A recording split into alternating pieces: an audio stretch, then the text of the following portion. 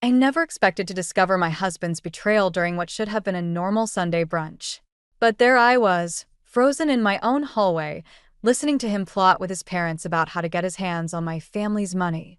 My name is Sloane, and until that moment, I thought I had a pretty good handle on my life.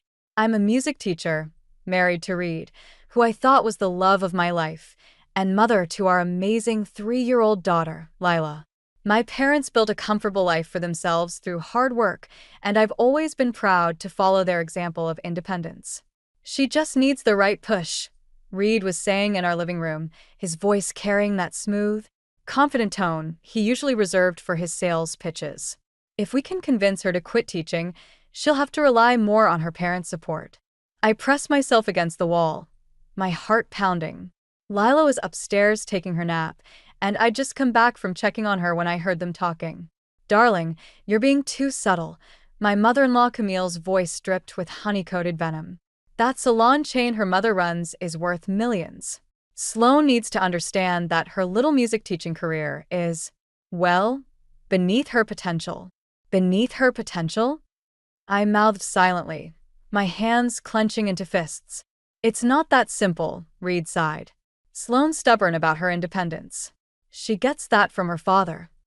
"Well, her father's not getting any younger," Grant, my father-in-law, chimed in. "And neither is her mother. Have you looked into their estate planning?" I felt sick. The conversation continued, but their voices became muffled by the blood rushing in my ears. 3 years of marriage, and I'd never heard Reed talk about me like this. Like I was some puzzle to be solved, a resource to be mined. The worst part? They were discussing my parents' money as if they were already dead. My mom, who still works 60-hour weeks at her salons because she loves what she does. My dad, who still tinkers with new tech innovations in his home office, more alive than ever in his retirement.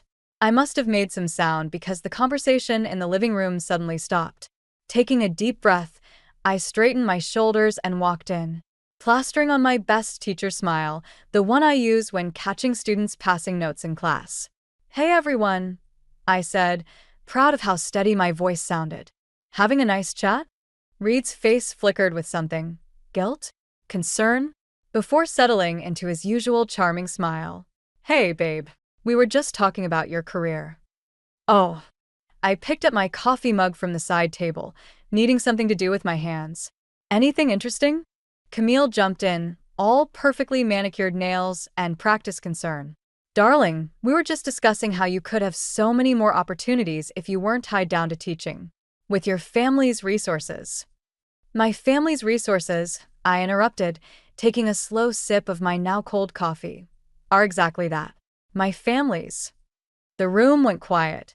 Reed shifted in his seat, that familiar crease appearing between his eyebrows, the one that shows up when a sale isn't going his way. "Sloane," he started, but I cut him off with a look. "I think I need some air," I said, setting down my mug with a careful precision that belied the trembling in my hands. "Would you all mind watching Lila for a bit? I just need to clear my head." As I grabbed my keys and headed for the door, I caught my reflection in the hallway mirror. I looked exactly the same as I had this morning, but everything felt different. The woman staring back at me had just discovered that her marriage might be built on a foundation of lies. And she was already planning what to do about it.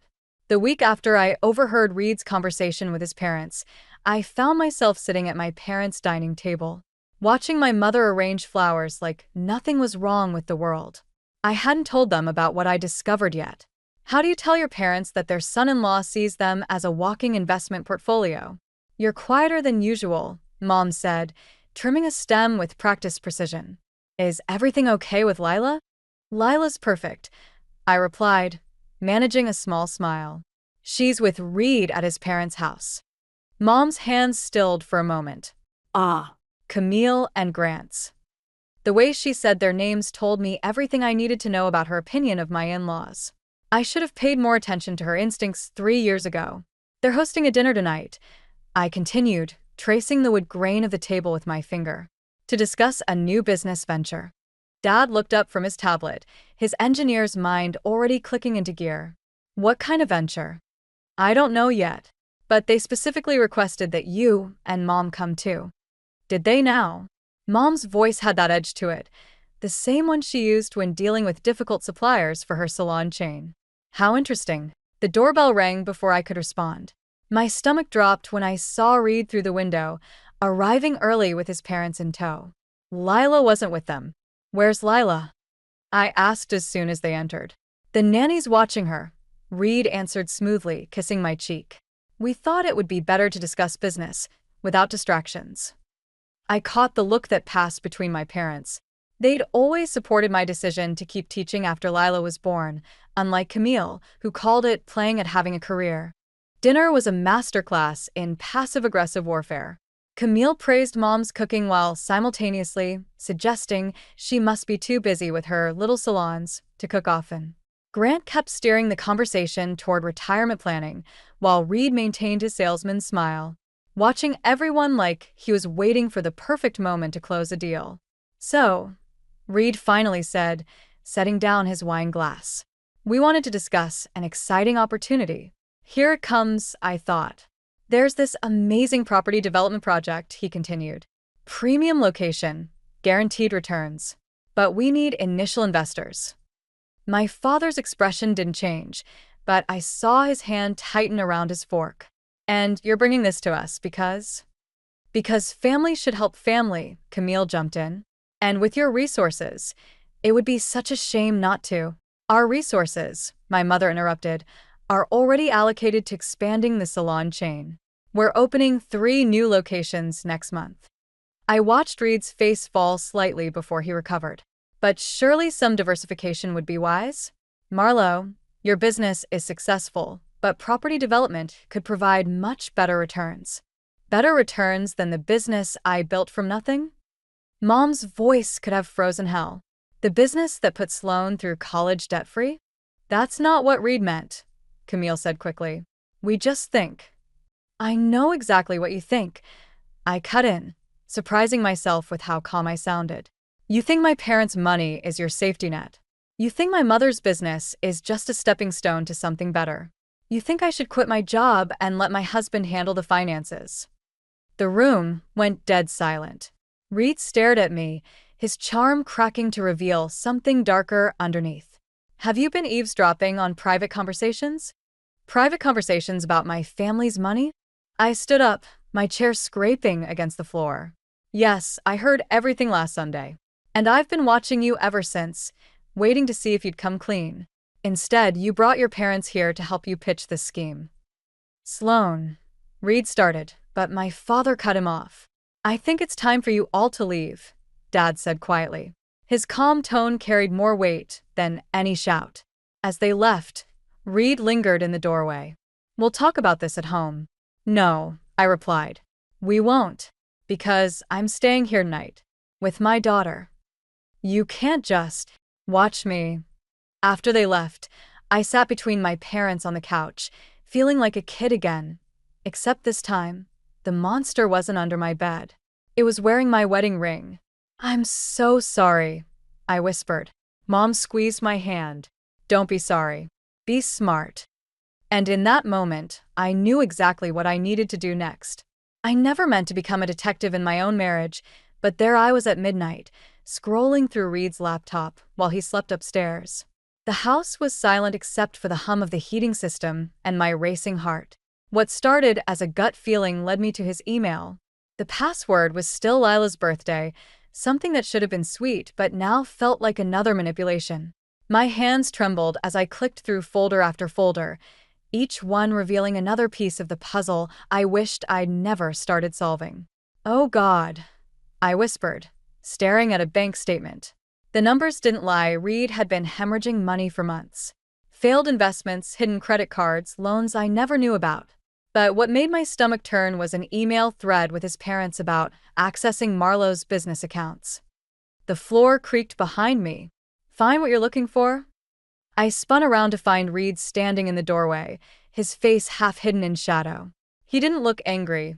Worse, he looked calculating. "How long have you been planning to steal from my mother's business?"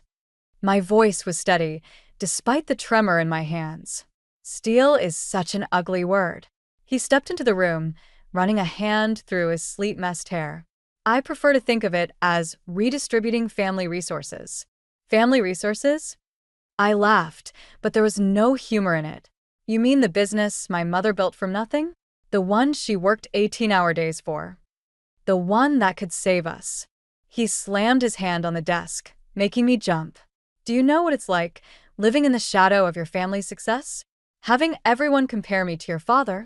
So, this is about your ego? This is about survival. He leaned closer, his charm completely gone now. I'm drowning here, Sloan. The property development deal fell through. I owe people money. How much? More than you want to know. I stood up slowly, putting distance between us. And you thought the solution was to steal from my mother? I thought the solution was to use available resources to… Stop. I held up my hand. Just stop with the sales pitch. For once in your life, be honest. Something shifted in his expression, a crack in the facade. Fine. You want honest? I'm broke. Everything I built is gone. And your parents? They're sitting on a fortune while watching me fail. They worked for that fortune. And I worked too. His voice rose, making me glance nervously at the ceiling, thinking of Lila. But nothing I do is ever enough. Not for them. Not for my parents, not for you. Don't you dare make this about me, I hissed. I loved you. I supported you. I never once asked about money. Exactly. He laughed bitterly. You never had to ask about money. You've always had it as a safety net. Must be nice. I opened my email and started forwarding myself copies of everything I'd found. Reed watched me, his jaw tightening. What are you doing? Protecting my family. I met his eyes. You have 12 hours to tell my parents everything or I will. And believe me, you'd rather it come from you. You're bluffing. Try me. I grabbed my phone and headed for the stairs. I'm getting Lila. He caught my arm. It's the middle of the night. Let go of me. My voice was ice. Or the first call I make won't be to my parents. It'll be to the police. His hand dropped. As I packed a bag for Lila, I could hear him pacing downstairs, making phone calls in hushed, angry tones. I knew he was calling his parents, probably trying to damage control. Let them try. 20 minutes later, I was buckling a sleepy Lila into her car seat. Reed stood in the doorway, watching us. This isn't over, he said. You're right, I replied, starting the car. It's just beginning. As I drove through the dark streets toward my parents' house, Lila dozed in the back seat. I caught glimpses of her in the rearview mirror, so innocent, so unaware of how her world was about to change. I gripped the steering wheel tighter, my resolve strengthening. Reed was right about one thing. This wasn't over. But he had no idea what was coming next. They say bad news comes in threes. I just never expected all three to hit within 24 hours. The first came at dawn, when my lawyer called to tell me Reed had already withdrawn half our savings. Legal, since both our names were on the account, but devastating nonetheless. I sat in my parents' guest room, watching Lila sleep while my hands shook around my phone. The second blow landed at noon. Mom collapsed at one of her salons. Stroke, the doctor said in the sterile hospital hallway. She's stable, but the next 48 hours are critical. I stood there, numb, as Dad gripped my hand. The fluorescent lights made everything look harsh and unreal, like a bad dream I couldn't wake up from. The third hit just before midnight. A text from an unknown number. Thought you should see this. Attached was a photo of Reed leaving a hotel with Camille, carrying documents. The timestamp showed it was taken just hours after I'd left with Lila. I was still staring at my phone when Dad came back from the coffee machine. The vultures are already circling, he said quietly, handing me a cup. Reed's been calling the salon managers, trying to get financial information. How did you? Maria called. She's worked with your mother for 15 years. She knows something's wrong. He sat heavily in the plastic chair beside me. They all do. A nurse walked past, her shoes squeaking on the linoleum. Through the window of Mom's room, I could see her lying there, looking smaller than I'd ever seen her. The woman who taught me to stand on my own 2 feet couldn't even breathe without machines. Dad, I started, but my voice cracked. I know. He pulled out his tablet, pulling up documents I recognized from Mom's office. Your mother and I, we've been expecting something like this. Not this exactly, but what do you mean? We've seen the way Reed and his parents look at what we've built, like it's their backup plan. His fingers moved across the screen, entering passwords. Your mother made some changes last month. Transferred majority control of the salons to you. The coffee cup nearly slipped from my hand. She what? She said she had a feeling. He smiled sadly. She always did have good instincts about people. A commotion at the nurse's station made us both look up. Reed was there, arguing with security, Camille hovering behind him with her perfect makeup and predatory eyes. Sir, only family is allowed, the guard was saying. I am family, Reed's voice carried down the hall. That's my mother-in-law in there. I stood up, my body moving before my brain could catch up. Dad grabbed my arm. Let security handle it. No. I handed him my coffee. I need to end this now. Reed saw me coming and switched on his concerned husband act. Sloan, baby, I've been so worried. Save it. I stopped just out of reach. I saw the hotel photos. His face flickered with surprise before settling into righteous indignation. You're having me followed? Apparently someone else is. I glanced at Camille, who had the decency to look uncomfortable. What documents were you reviewing with your mother at the Grand Hotel? That's private business. Nothing about my family's business is private to you anymore. I stepped closer, lowering my voice. You have exactly one chance to walk away with your dignity intact. Leave now, or I release everything I found on your laptop to every investor you've ever worked with. Camille grabbed his arm. Reed, let's go. But he shook her off, his mask finally cracking. You think you can threaten me? I know things too. Things about your father's tech patents, about what? Dad's voice came from behind me, steady and cold. Please, enlighten us about my business, Reed. I'm very interested in hearing what you think you know. The security guard stepped closer. Sir, I need you to leave. For a moment, I thought Reed might actually try to fight. But then his shoulders slumped, and I saw him clearly for the first time, a scared little boy playing at being a businessman, drowning in his own lies. This isn't over, he said, but the threat sounded hollow. Actually, it is. I turned back toward Mom's room. My lawyer will contact you tomorrow. As they were escorted out, I heard Camille hissing at Reed, but I didn't bother listening. I had more important things to focus on, like protecting what my mother had built, like being the daughter she always believed I could be, like making sure the people who tried to destroy my family never got another chance. The salon mirrors reflected my mother's empty office chair as I sorted through the mess Reed had left behind. 3 days after her stroke, and I was already finding holes in the business accounts, small at first, then larger, like a trail of breadcrumbs leading to something worse. MS. Sloan. Maria, our head stylist, appeared in the doorway. They're here again. I didn't need to ask who they were. Through the glass walls, I could see Camille and Grant in the waiting area, dressed like they were heading to a board meeting instead of a beauty salon. Send them in. I kept my eyes on the computer screen, making them wait as I finished reviewing another suspicious transaction. Sloan, darling. Camille's perfume arrived before she did. We've been trying to reach you. I've been busy discovering what your son did to my mother's business. I finally looked up. Would you like to explain these transfer authorizations with your signature on them? Grant shifted uncomfortably. Now, Sloan, business is complicated. Theft usually is. I turned the screen toward them. Did you think no one would notice? That my mother would just write it off as a family favor? Your mother understood the importance of family, Camille said, her voice sharp. Unlike you, apparently. I laughed, the sound hollow even to my own ears. Family? Is that what you call embezzlement these days? We prefer to think of it as a temporary reallocation. Grant pulled out a folder. Actually, we have a proposal that could solve everyone's problems. The only problem I have is sitting in front of me. Camille leaned forward, her designer bracelet catching the light. Your mother's in the hospital, Sloan. The business needs strong leadership. Reed has experience. Reed has experience stealing from it. I stood up, my chair rolling back. And now I know you helped him. Be reasonable, Grant pleaded. We can make this go away.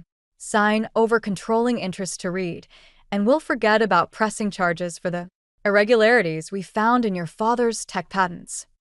My blood ran cold. What irregularities? Camille smiled, all teeth and triumph. Let's just say Reed did his homework. It would be a shame if the patent office received an anonymous tip about your father's early development processes. The pieces clicked together. Reed's late nights researching, his sudden interest in Dad's old projects. They'd been planning this for months. Get out. My voice was steady, despite the rage building in my chest. Think about Lila, Camille pressed. About her future. About what a messy legal battle would do to her. Something in me snapped. I picked up my mother's heavy glass paperweight, turning it over in my hands. You know what my mother told me about building this business? She said sometimes you have to be willing to break things to build them stronger. I brought the paperweight down on the corner of her desk, cracking the glass surface. They both jumped. That was your first warning. I set the paperweight down carefully. Here's your second. I have copies of everything. Every transfer, every forged signature, every reallocation. One phone call, and it all goes to the FBI. You wouldn't, Grant stammered. Think about Reed. I am thinking about Reed. I'm thinking about how good he'll look in orange. I walked to the door, holding it open. You have 24 hours to return every penny, or I start making calls. And if you ever mention my daughter again, I'll make sure the only way you see her is through prison visiting room glass. After they scurried out, Maria appeared with a cup of tea. Your mother would be proud, she said quietly. I looked at the cracked desk, thinking of Mom lying in that hospital bed, of Dad poring over his old patents, of Lila asking why she couldn't go home. No, I replied, picking up my phone. Not yet, but she will be. I dialed my lawyer's number, watching Camille and Grant hurry to their car through the salon windows. They thought they could use my family against me? Fine. Time to show them exactly what kind of woman my mother raised. Time to make them regret ever hearing the name Sloan. The divorce papers sat untouched on Reed's desk while he paced his office like a caged animal. I'd chosen this moment carefully, after hours, when his staff had gone home. But before he could escape to whatever hotel he was hiding in these days. You can't be serious. He picked up the papers, then dropped them like they burned. After everything we've built. You mean after everything you've stolen? I stayed standing, keeping the desk between us. The salon accounts, my father's patents, our savings? I was trying to save us. He slammed his hands on the desk. Your parents have been holding us back, controlling everything with their money. The only one trying to control anything is you. I pushed the papers toward him. Sign them. He laughed, a harsh sound that made me flinch. Or what? You'll tell Daddy? Have him sue me? Go ahead. I'll drag every skeleton out of his closet. Every shortcut he took building his precious tech empire. You're bluffing. Am I? He pulled out his phone, showing me documents I'd never seen before. Your father wasn't as clean as you think. Want to know how many corners he cut? How many people he stepped on? My hands started shaking. Those are fake. The patent office won't think so. His smile turned cruel. Neither will his investors. One anonymous tip, and it all comes crashing down. You destroy him just to hurt me? I destroy him to protect what's mine. He stepped around the desk. Including you. I backed away, bumping into the wall. I was never yours to own. No. He moved closer. Then why did you marry me? Because you loved me? Or because your parents approved of my pedigree, my connections? Stop it. Face it, Sloan. You're just like me. Playing the game, using people. I'm nothing like you. Really? He grabbed my wrist as I tried to leave. Then why are you here alone? Why didn't you bring your lawyer? Because you thought you could manipulate me, just like your mother taught you. I yanked my arm free. Don't talk about my mother. Poor Marlowe, he continued, his voice mocking. All those years building her empire, and now she can't even speak to defend it. How long before the board pushes you out? A month? A week? Something inside me snapped. I grabbed the nearest object, a crystal award from his desk, and hurled it at the wall. The crash was satisfying, but not as satisfying as the way he jumped. You want to talk about manipulation? My voice shook with rage. Let's talk about how you and your parents planned this from the beginning. How you married me for my family's money. How you... The office door opened. Camille stood there, looking perfectly composed despite the late hour. I thought I heard voices. She glanced at the shattered crystal. Having a disagreement? Get out, I spat. I'm afraid I can't do that. She held up her phone. Not when I have such interesting security footage of you assaulting my son. My blood ran cold. What? You throwing things, threatening him. She clicked her tongue. Not very maternal behavior. I wonder what a judge would think about Lila's safety with such an unstable mother. The room spun. They'd planned this too. The confrontation, the security footage, everything. You wouldn't dare use my daughter against me. Try us.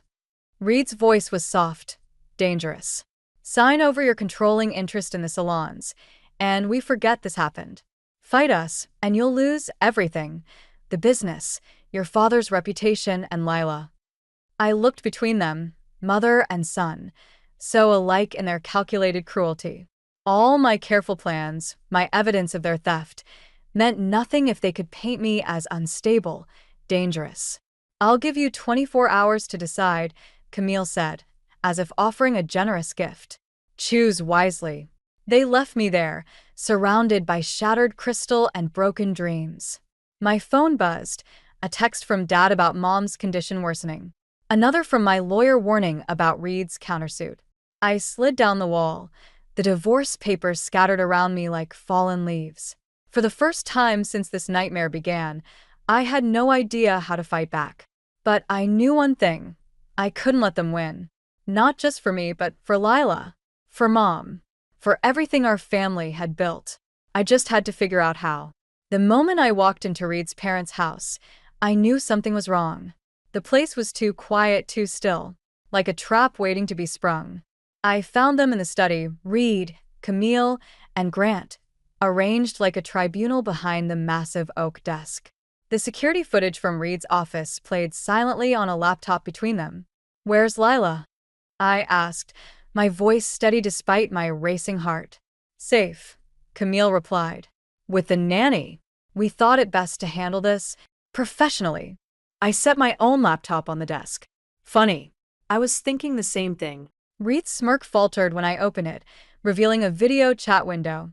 Maria's face appeared, along with my father's lawyer and, most surprisingly, Grant's former business partner, Thomas. Hello, Grant, Thomas said, his voice crackling through the speakers. Been a while. Grant's face went pale. What is this? This, I said, pulling out a USB drive, is everything. The real records from the salon accounts. Dad's original patent documentation. And something really interesting from Thomas about some creative accounting you and Reed did at your old firm. Camille stood up sharply. You're bluffing. Like you were bluffing about that security footage?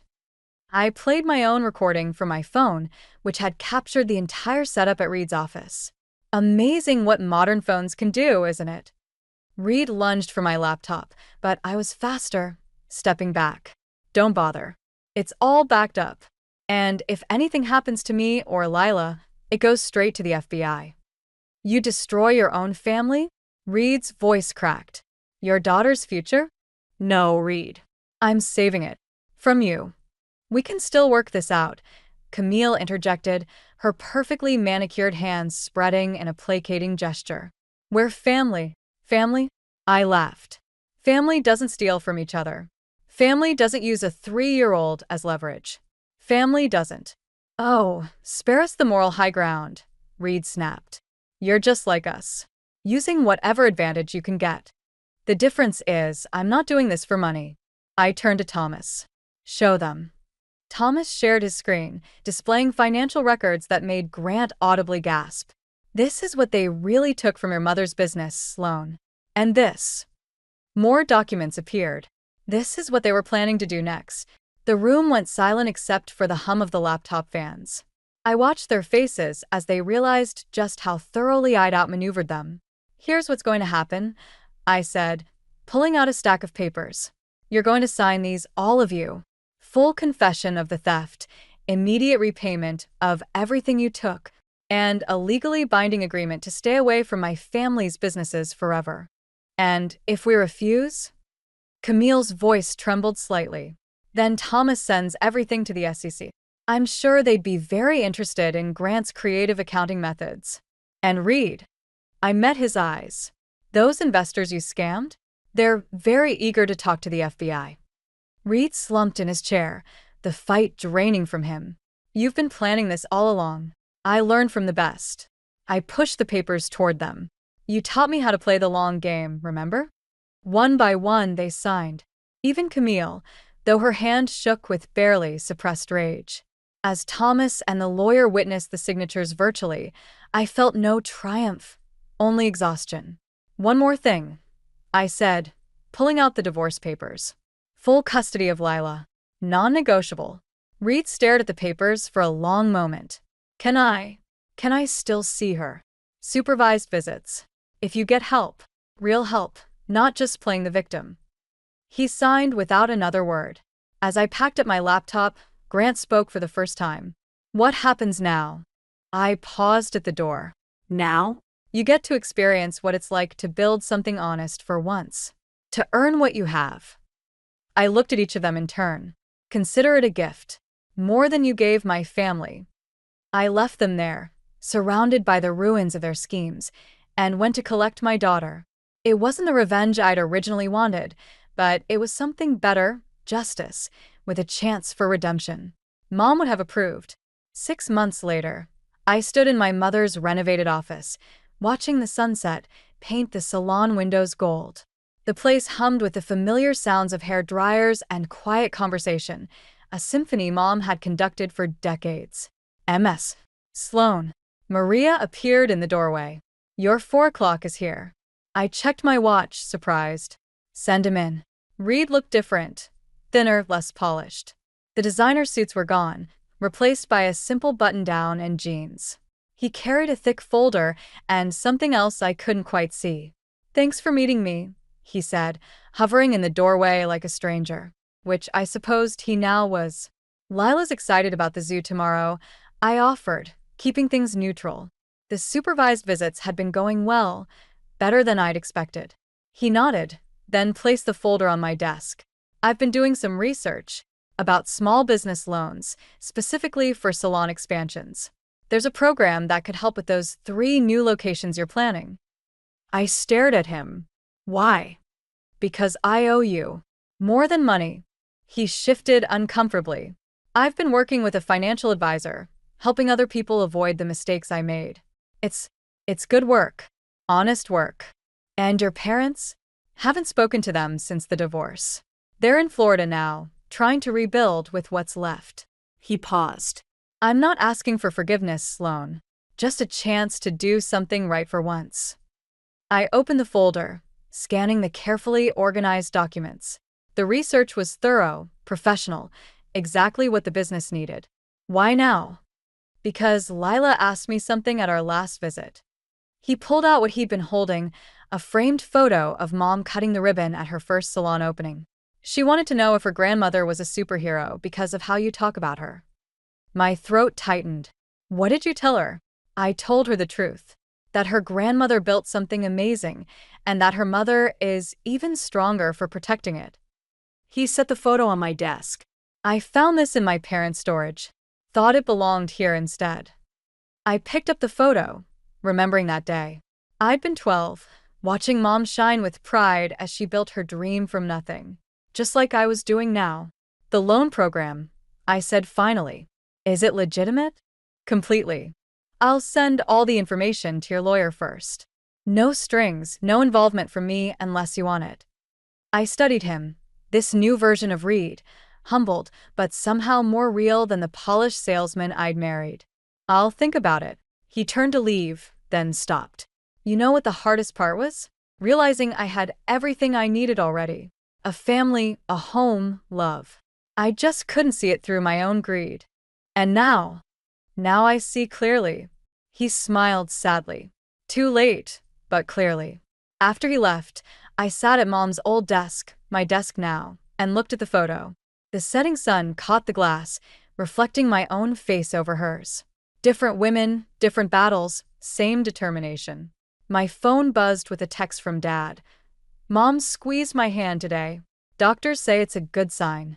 I smiled, touching the frame gently. Maybe Reed wasn't the only one getting a second chance. Maria knocked softly. The staff meeting's ready. We're discussing the expansion plans. I stood, straightening my jacket. Actually, I have some new information to share about that. From Reed's proposal? Maybe. I picked up the folder. But this time, we'll do it our way. The right way. As I walked into the conference room, I caught my reflection in the salon mirrors, not just Mom's daughter anymore, but my own person. Someone who could protect what mattered while still leaving room for growth, for change, for redemption. Even for those who might not deserve it. Because that's what real strength is, not just knowing how to fight, but knowing when to build something new from the ashes of what was lost. And we were just getting started.